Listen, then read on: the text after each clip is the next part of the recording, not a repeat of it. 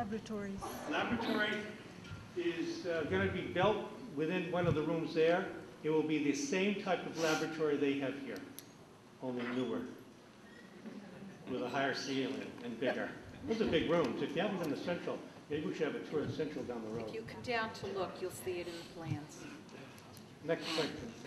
Will the students have access to the same suite of elective courses down at Central School that they have at the high school, like the theater and art, and how are those going to? Well, in ninth grade, they really don't. In ninth grade, they come in with a structured program. The electives are few. In 10th grade, they will. We bring the ninth grade in. We want to get them exposed to the basics, get them in the math basics, and if they don't need the basics, give it a support system of upper math, writing, how we process writing here, how we hand in reports, all the basics they need for when they start to move up in grades. They'll certainly have time for the other basics here. We do have the art over there now, or we'll have the art over there now. But this is a typical program that our freshmen have now. But theater, certainly after school, they'll be brought up to the high school to join that club. How will you determine what teachers go to the central school? You have the different level classes. How will you determine which teachers, because some teachers teach level 4, some level 3. How will you determine which teachers go to central school for the 9th grade? I just want to repeat the question. It was, how does Mr. Juker determine which teachers will be going to the central school? Well, certainly I look at the whole scheme of things in terms of what we have for staffing, what we need, what their strengths are, and what we need for the kids. And I devise accordingly, working with the department heads. In terms of actual personnel, how I break it out, it's hard to detail now.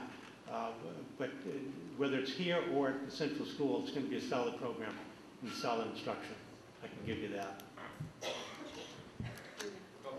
Let me back up a little bit. In case you're thinking we're going to put all new teachers at the central school, no.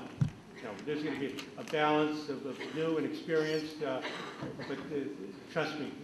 Will some teachers actually, like you had mentioned before, teach here at the high school and then go to the central school if they're at a level 4 teacher and they need that expertise? If I need them, they'll be moving. It's a tough thing to answer right now because I don't have the schedule in front of me in terms of the number of sections, let's say for Italian or French. But once I know, I can adjust the schedule. Keep in mind, let's forget Central School being a mile away. Let's say Central School was right on the other side of this wall. We'd be having a little different discussion in terms of, well, our teachers are going to go through that door and into that hallway. All I have to do is figure time, which we have now. If we figure that plan I had before, there's a 15-minute delay for teachers to travel over and travel back, actually. So it's just a matter of moving the teachers around where I need them. The only difference is they're a mile away. And it's logistics is the tough part, but we'll work it out. Yes, sir. Ms. Harris. Similarly, have you thought about acquiring, say, 2 buses to shuttle bus kids back to the high school for such things like library time? Instead of hiring a bus company, just hire a part-time bus driver to be at the school to shuttle a class here, back. It's only 1 mile difference. And again, you're talking about 5–10 minute shuttle time. If you didn't hear us, he was talking about shuttle time and purchasing or leasing vehicles to take the kids back and forth. You must have been at our meeting today. Absolutely, Mr. Ganji. Now, when I talk about considering options, that's an option. You know, and these are the things that Judy will look at, and we'll talk about, is it viable to do that? Some sports teams now in other schools do that. Some athletic teams from other high schools. They'll come in. It's getting the right vehicle and then so forth, but these are things we're looking at. Good question. Over here, sir. How long do you project? How long do we project the construction to be Projection of the construction, here again, I don't want to be nailed down to dates, but let me say right now we're thinking 3 years, 3 years to get it done. Okay, so what we're looking at is 1 year over there at Central for the 9th grade, then they come over here. Next year, that's why when we sent the invite out, we asked for all the grades, just so they know what's happening each ninth grade will be, for the next 3 years, will be at Central. Construction will be 3 years from next summer. Construction from David Breen, our owner's project manager company, will be 3 years from this summer. I don't know if we made that clear. 8th graders will enter as 9th graders next year, and then that next group of 8th graders will go into the central building, and the 9th graders will move up to the high school as sophomores. As the construction is going on here, it's in different phases. So we always have to have a section of the building empty while the construction's being done, if that makes sense to you. Essentially, what we had to do is move out 450 students so they could get the job done. And it's no different than if you walked into a city of Boston, for instance, and they have to take one piece of a building, and you're walking on the scaffolding and so forth. And I mentioned to the leadership here in Hampton, where I live, Winnicott went through this 4 years ago. And it was sort of neat, because you really never saw the construction, but it was happening. Next question. Go ahead. Go ahead. You're camouflage here. Yell it out. Yes. What are the projected number of classrooms that are going to be available to the students and class size? Well, we meet the square footage. I believe it's 950 for square footage. I have to double check my numbers on that. Go ahead, Judy. 30 classrooms will be at the central building. 23, I apologize. 23 classrooms. Say that again.